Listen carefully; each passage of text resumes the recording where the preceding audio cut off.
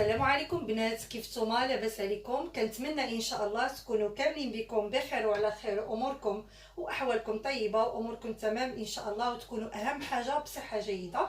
اليوم ان شاء الله فيديو جديد على القناه واقتراح جديد كيف ما تعودتوا معايا. وصفات بسيطه وان شاء الله تكون سهله بنصائح، وان شاء الله يعني تعتمدوها في المطبخ ديالكم. اليوم غنديكم معايا من المطبخ او غنقترح عليكم شهيوه من المطبخ الامريكي. اليوم الشهوه ديالنا غنيه عن التعريف وشهيره وكلشي كيبغيها وخصوصا الاطفال. اليوم غنقدم لكم ان شاء الله الكوكيز بالطريقه ديالي البسيطه. الكوكيز كيف ما كتعرفوا كيجي مزيون بزاف خصوصا مع القهوه، يا سلام ديك المذاق ديال الشوكولا مع القهوه كيتواتى بزاف، والاطفال ديالنا كيعجبوهم بزاف. وطبعا هما متواجدين في الاسواق، ولكن فيهم مضافات وفيهم ملونات ومنكهات، فنحاولوا نتفاداوهم كيف ما كنقول لكم دائما. الحاجه الا قدرنا نعدلوها في الدار ديالنا، يعني من الاحسن واخا ما غنوصلوش لديك النتيجه 100% بحال اللي كنشريوها من الاسواق، وانما مهم شي حاجه كتكون عدلتيها على يدك، فيها اللمسه ديالك وطبعا الحب ديالك من الاطفال ديالك ومن الاسره ديالك. اليوم غنقدم لكم يعني كلاسيكيه كيف ما هي، لان كاينه بعض الوصفات فيهم الزيت، وهي لكن الكوكيز الاصلي الامريكي ما كيتعملش بالزيت، يعني كيتعمل غير بالزبده. طبيعه الحال ملي كنزيدوا الزيت طبعا بحال اللي كنقولوا يعني كيزكا، يعني الخليط كيزكا، يعني الزبده مع السكر مع الزيت كيكون كميه السائل كبير، فبالتالي كيشرب لنا الطحين اكثر، وكنحصلوا في الاخر على واحد العجينه اكثر وكتخرج لنا تبارك الله بزاف. ولكن هو الكوكيز الاصلي كيتعمل غير بالزبده. انا اليوم ان شاء الله غنقدم لكم غير بالزبده، وغنحاولوا نقتصدوا في المكونات ونقول لكم شنو تقدروا يعني تنقصوا، شنو تقدروا تزيدوا، طبعا على حسب الامكانيات كل سيده. ما نعقدوش الحياه، اللي عندك في المطبخ كتقدر تقضي به، ماشي ضروري يكون عندك كل شيء. المهم هو الاساس هو ان يعني تتبع المراحل وتشوف الطريقه بطبيعه الحال. غنبدا معكم بسم الله. اول مكون طبعا هو الزبده. انا غادي نستعمل زبده حيوانيه ومزيانه، يعني ما نستعملش مارغرين. وانتم يعني الا كنا الاختيار، الا بغيتوا تعملوا مارغرين ممكن، يعني هي كتعمل يعني كتقدر تعملها بالمارغرين، ولكن في حاله ما اذا كنتوا غتعملوها بالمارغرين فما تجبدوهاش من النبيره يعني في واحد الوقت كبير، لانها غادي تسيح لكم وانتم خصكم تخدموها.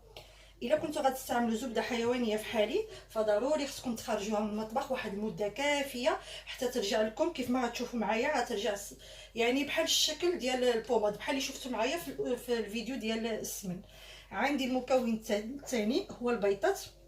انا هنايا عندي بيضات صغارين، هادو بلديين وستيتوين، اختارتو من البيض البلدي كيكون شويه صغير. الا كانوا عندكم كبارين، يعني هنايا هنا كتجبر مثلا الطايات، يعني بيضات ال بيضات ام. المهم الا كنتو عندكم كبارين عملوا غير جوج، انا حيت عندي صغارين غنعمل 3. عندي هنايا السكر، وضروري نهضر على السكر لان الوصفه الاساسيه في الكوكيز كتعمل بالسكر الاشقر، يعني سكر مورينو او لا السكر البني او لا كاسوناد. المهم هادو هما التسميات ديالو.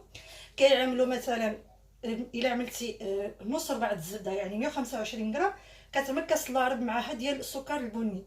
انا حيت ما متوفرش عندي، وحتى انني ما خصنيش نعقد عليكم الامور، يعني كاين اللي ما غيكونش عندها متوفر فتقدر تعمل، يعني الا جيتي تعمل غتعمل جوج يعني كاس ونص ديال السكر غتجي. انا نسبه السكر كاس ونص بزاف ما نقدرش نعملها في هذه الكميه، كنحاول يعني نقص السكريات على قدر ما قدرت. المهم غادي نعمل كاس، ولكن كاس العنبه عامر حتى الفم. كتجيني هاد الحلاوه هذه مناسبه، وحتى الاطفال ديالي تنسوا انهم ما ياكلوش السكريات بزاف فكتجيهم زوينه. وخصوصا اي حاجه يعني كنصحكم اللي فيها الشوكولا من الاحسن ما تكونش فيها السكر بزاف، لان ديك النكهه ديال الشوكولات ملي كتعمل لها الحلاوه بزاف ما كتبقاش ديك المذاق ديال الشوكولا اللي مزيون، يعني عاطي المروره مزيون، يعني كتحس بانك تاكل واحد الحاجه لذيذه. الا عملتي السكر بزاف كيبان لك ديك الطوكي في فمك غير ديال الحلاوه، ما كتعرفش شنو النكهه الاصيليه ديال الكوكيز ما كتحسش بها. كنتمنى انني نكون وصلت لكم الفكره. عندي هنايا السكر فاني، تقدروا تعملوا حتى 2 ساشيات. بما انني عملت غير كميه صغيره ديال السكر غادي نعمل 2 ديال الساشيات، ويكون احسن اذا كانت عندكم فاني ليكيد، يعني فاني سائله يكون احسن طبعا. وعندي هنايا هادو ضروريا في هاد الكوكيز. عندي هنايا جوج ديال المغرفات ديال بيكربونات الصودا. انا غنوريكم ملعقه اللي عبرت بها. هذه ملعقه ديال الكافي، يعني القهوه اللي كنحركوا بها السكر، ماشي كبيره بزاف، ماشي اللي كناكلوا بها الشلاضه ولا شي حاجه، المهم ديك اللي صغيورين. عندي هنايا جوج ديال المغرفات. هاد بيكربونات الصودا ضروري في الكوكيز، كيعطيه القرمشه من على برا، حيت الكوكيز كيف ما كتعرفوا كيجي هشيش من داخل ولكن كوكو على برا، كيجي مزيون. هاد البيكربونات الصودا صدقوني كيعطيه واحد الاضافه، والوصفه الاصليه ديال الكوكيز كيتعمل فيها البيكربونات. بالنسبه اللي ما عندهاش البيكربونات ولكن هو متواجد، طبعا كنخاطب النساء اللي ساكنين في اسبانيا. واخيرا شحال وانا كنفتش على هذا الجوكر كيتسمى في الحلويات، ويعني واي حاجه عندها علاقه بالباستيليريا. هذا محسن الخبز اللي كنقولوا له حنايا غاسيفيكانتي ليفيدانتي، يعني كيعطي ديك الهشاشه المخبوزات واي حاجه، كرواسات، المصات لي مثلا، الشنيك، اي حاجه، البريوش. هذا كتقدروا الا ما عملتوش بيكربونات الصودا كتعملوا هذا متواجد في ميركادونا. بغيتي نوري الكرتونه ديالو، كاين في الجهه ديال فين كاينه الليبادوره وداكشي ديال ارينا ديال المايز، الدقيق ديال الذره وداكشي كامل ها هو كاين تما. انا ما غنعملوش باش تشوفوا النتيجه قدامكم، غنعمل البيكربونات نسهلوا الامور. اللي ساكنه هنايا هذا متواجد في المغرب طبعا، في المواطع، في الاماكن يعني اللي كيتباعوا فيها، المحلات اللي كيتباعوا فيها كل ما يتعلق بالمواد ديال الحلويات. طبعا كاينه محسن الخبز، غادي تعوضوا، غتعملوا ملعقه صغيره ديال محسن الخبز. وعندي طبعا الملح بالنسبه للكوكيز ما كنعملوش غير قابصه، كنعملو مثلا، انا غادي نعبر لكم بهذه، غنعمل نصف ملعقه هذه باش كتوازن لنا الذوق، ضروريه. وعندي الشوكولا، غنهضر لكم على الشوكولاط. عندي هنايا لي بيبيت ديال الشوكولاط، اولا هاد غوطاس ديال الشوكولاتي، اولا حبيبات الشوكولا. المهم ما تكونش ديك الشعريه ديال الشوكولاط، حيت هذيك كتذوب. يعني الا خدمتيها، انا اليوم غنتفادى انني نحادي العجينه بيدي، ولكن هي كتذوب. هادو معروفين انهم ماشي حساسين، يعني كيستحملوا الحراره، يعني الا كانوا في العجينه واخا كندخلوهم فران كيحافظوا على القوام ديالهم، كيجيو مزيونين وماشي مدايبين. فهمتي؟ يعني ملي كتاكل الكوكيز اولا كتقسمو كتحس بها انها باقا محافظه على الشكل ديالها. ولكن انا بما انني ما عنديش كميه كافيه، عندي هنايا 100 غرام، غنخلي واحد الجزء غنخليه باش نزين به، والنصف قول غنعمل 50 غرام 50 غرام، النصف غادي نزيد عليه هنايا الشوكولاط. عندي شوكولاط عادي، يعني شوكولا عادي اللي كنعملوه في، ولكن ماشي يعني نوعيه جيده، فيه النسبه ديال الكاكاو طالعه مثلا حتى 70% حتى 60% 50%. المهم ما تعملوش داك الشوكولا اللي حلو اللي كنعملوه حنايا اللي كيتباع واقيلا عرفتي هذاك اللي كيتباع هكذا بكيلو، هذاك من احسن تفاداوه. شريو يعني ديك اللي كيكون لذيذ، ما بغيتش نقول الاسماء، وانما مهم يكون الشوكولا لذيذ وما يكونش حلو بزاف. وصافي هادو المكونات اللي عندي. وعندي بطبيعه الحال الدقيق. بالنسبه للدقيق انا هنايا عبرت تقريبا 600 غرام. الكاس اللي عبرت به هو هذا ديال السكر، يعني هو نيت عبرت به السكر. ولكن المهم نتوما غادي تشوفوا، انا في الغالب عيني ميزاني، ولكن قدامكم ضروري غادي نعبر باش تعرفوا شحال غيدخل لي في العجينه ان شاء الله. وتابعوا معايا. وعندي هنا شويه طحين، ربما على حسب اذا احتجت اكثر. معلومه مهمه هي ان الكوكيز الا بغيتوه يجيكم مقرمش بزاف ما كتعملوش الطحين بزاف، فهمتي؟ يعني كتعملوا مثلا هذه 600 غرام غتعملوا غير 500 غرام، وغادي تحصلوا على كوكيز يعني مقرمش اكثر.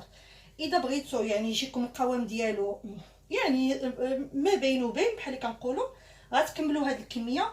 وبالعاميه ديالنا حسب الخليط تينا والتكستوره ديال القوام ديال العجينه في يدك. نبدا بسم الله على بركه الله. عندي هنايا 4 كيلو الزبده، زولت منه تقريبا واحد الملعقه لان هي الوصفه الاساسيه. انا تقريبا اليوم ضوبت المقادير باش تعطيني واحد الكميه يعني وفيره ولا باس بها. المهم هي الوصفه كتعمل يعني 120 غرام، قول يعني حتى 125 غرام. هنا يعني الدبل كتجي 240 غرام. انا زولت ملعقه هانتوما كتشوفوا، وخليت هنايا الزبده طريه تقدروا تذوبوها، ولكن انا هيدا غتجيني مزيانه. في جميع الاحوال انا ما نخدمهاش بيدي، غنحاول نخدمها بالباطور كتجيني احسن باش ما نحاديهاش بيدي. من الاحسن، لان باش الزبده ما تذوبش بزاف. الا دابت بزاف غتشبر لي الطحين بزاف، وانا ما عاملاش كميه السكر بزاف، عاود ما يجيش يباسل وما نحصلش على ديك الكوكيز اللي يعني متعوده يعني كيفاش كيجي. غنزيد بطبيعه الحال اول حاجه السكر، كاس اللي عبرت هو هذا ديال الشاي، كاس الشهير هذا شبيه ليلو وصافي. غنعمل قبصه ديال الملح بطبيعه الحال. خصني ضروري نعبر لكم الملح تقريبا نصف ملعقه. هذه ملعقه غير كتبان في الكاميرا كبيره، هذه صغيره يعني نصف ملعقه. ما تستغربوش من كميه الملح لانها ضروريه. كتعطي كتعرفوا بان الكوكيز اللي كنشريوه ملي كتاكلوه كتحس به حلو، وفي نفس الوقت فيه واحد الطوكي ديال الملوحه مع ديك الشوكولا. هذيك هي السر ديال اللذه سبحان الله ديك الكوكيز اللي كنشريوها من على برا. المهم انا غادي نستعمل هنايا الباتور، بطبيعه الحال غادي نديزاكتيفي الصوت باش تشوفوا معايا. المهم غتشوفوا معايا في الصوره وانا غادي نقطع الصوت.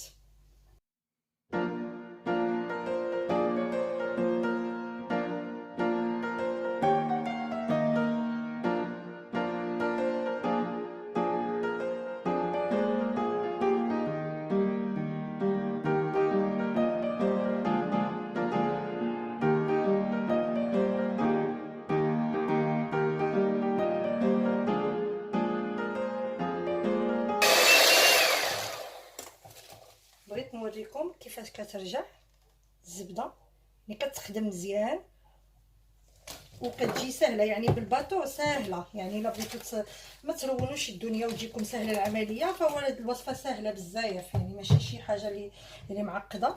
غادي نعمل البيضات. بسم الله بسم الله. كما كتشوفوا بيضات عندي صغارين، اذا كانوا عندكم كبارين عملوا غير جوج، واذا بغيتو تعملوا بطبيعه الحال نصف المقادير ممكن انكم تعملوا نصف المقادير، تعملوا غير 120 غرام اولا نص ربع حتى 125 غرام هكذاك وصافي. غادي نستمر بالخفق.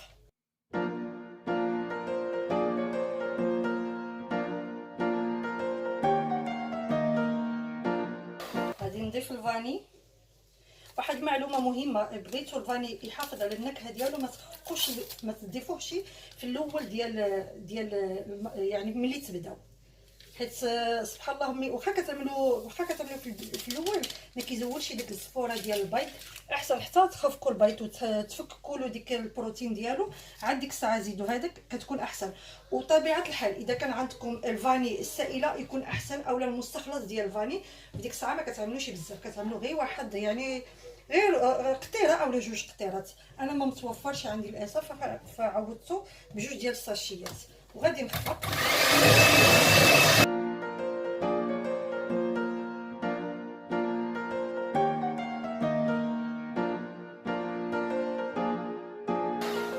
صافي المكونات كامله انسجمت. بالنسبه للبيكربونات غادي نضيفو على الدقيق. غادي نضيف في المرحله اللي غنكون كنزيد فيها الدقيق. نحاول نتخلص نستسمح على الصداع.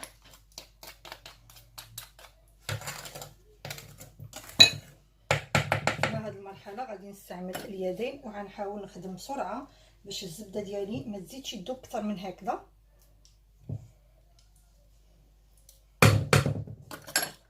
غادي نضيف هاد بيكربونات الصودا لهاد الدقيق، وغادي نضيف طبعا واحد اليد كيضيف الدقيق وواحد نستعملوش اليدين كاملين باش الا بغينا نزيدو الطحين كتجي الامور سهله. غادي نزول هاد خوي سطح العمل وصافي. بسم الله. غير برؤوس الاصابع حاولوا ما كتعرفوا بان الحراره ديال اليدين غادي تزيد دوبنا. غير كنجمعوا هايدا.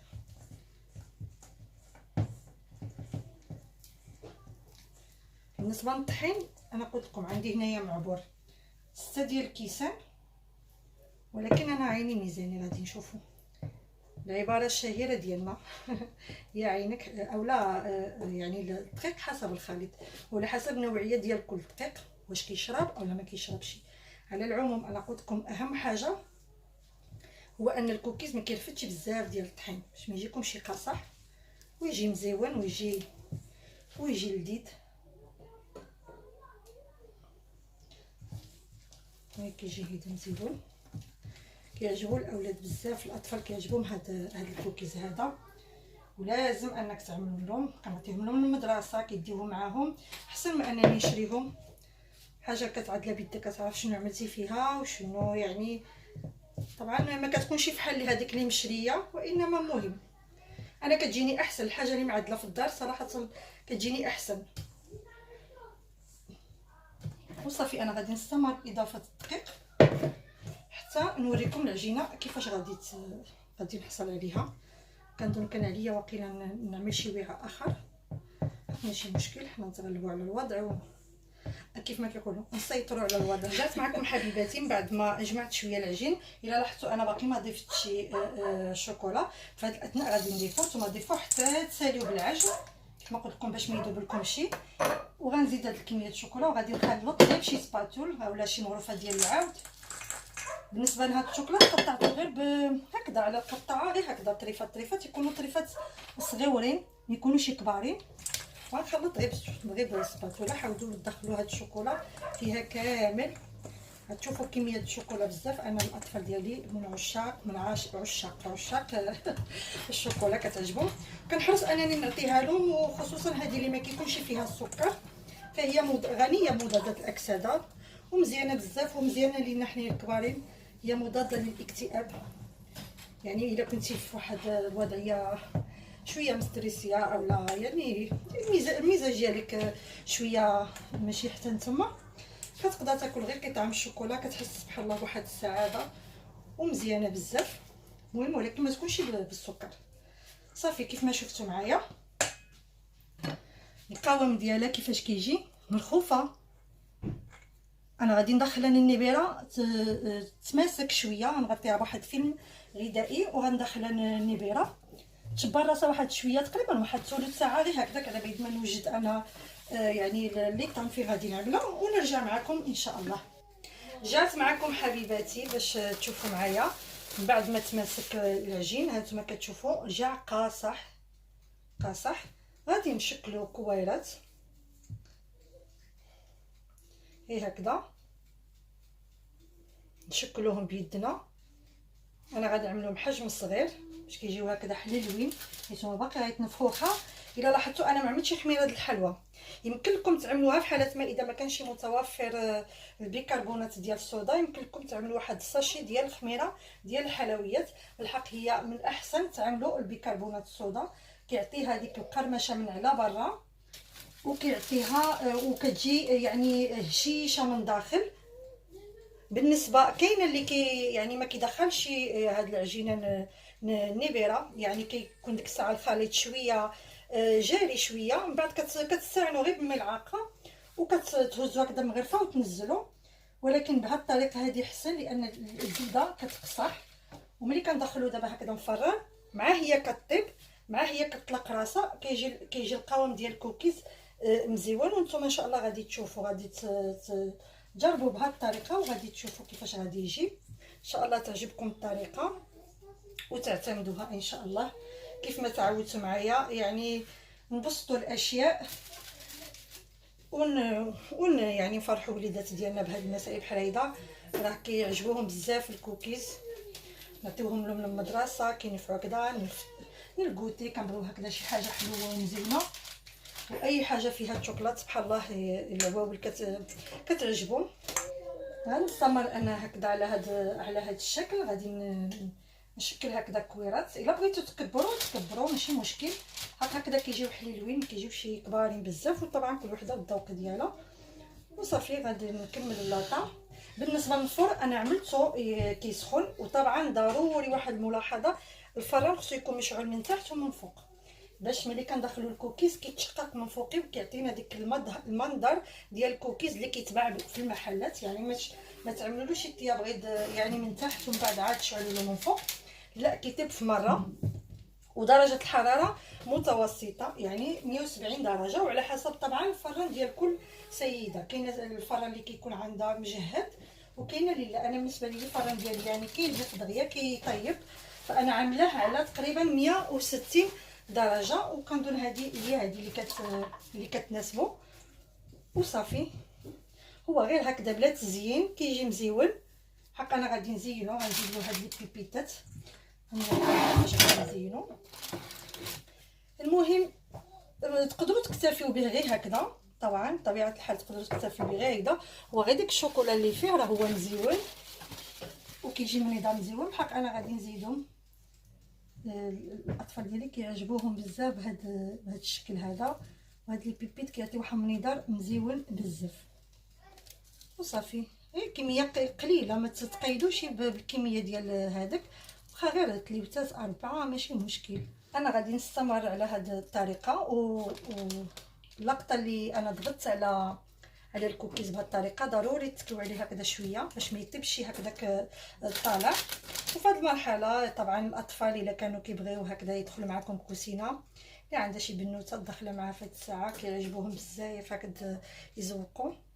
انا بنيته ديالي كيعجبها هكذا هادشي ديال كوسينه، مره كيعجبها هكذا تزوق وصراحه الله كنعطيها الفرصه كيعجبها. كتكون لحظه يعني ممتعه بيني وبينها، وكان يعني كنستغلوا هكذا هاد اللحظه هذه. شي حاجه مزيونه كتعجبها وكتعجبني. وصافي كنستمر على هذه الطريقه، ومن بعد نتلاقاو ان شاء الله في التقديم وفي الطبق الاخير تشوفوا الكوكيز ديالنا كيفاش غادي يجي ان شاء الله. رجعت معكم حبيباتي باش تشوفوا الكوكيز ديالنا ملي خرج من الفران. خليته غير يعني يدفى شويه، وبغيت نوريكم كيفاش كيجي الشكل ديالو، كيجي مزيون. كنتمنى تسمعوا ديك الطرق ديال الكوكيز، كيجي هشيش من داخل ومن على برا كيجي مقرمش مزيون بزاف، والرائحه ديالو هو في الفران يا سلام مزيون بزاف. باقي لي صينيه اخرى يعني كتخرج هذه الكميه.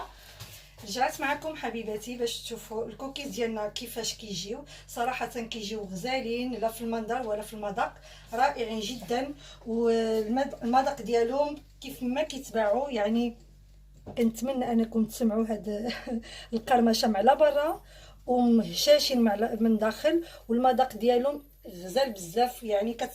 يعني ملي كتاكلوهم كتحسوا بالحلاوه ماشي بزاف، والطوكي ديال شي حاجه مالحه مزيونين بزاف تماما يعني بدون مبالغه، بحال هذوك اللي كيتباعوا في يعني على برا. شي حاجه عملناها في البيت وعارفين شنو المكونات ديالها، وطبعا مكونات بسيطه كيف ما شفتوا معايا. هادو زينتهم لي بنيته ديالي كيعجبها هكذا، كيعجبها داكشي ديال الطبخ وهكذا تدخل معايا المطبخ. وانا كنستمتع صراحه ملي كتكون معايا هيدا.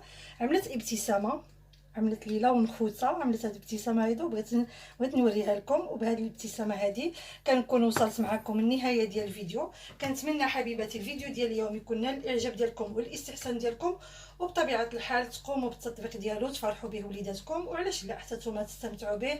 نكهه غزاله بزاف خصوصا مع شي فنجان القهوه صباحيه يا سلام، مذاق رائع جدا.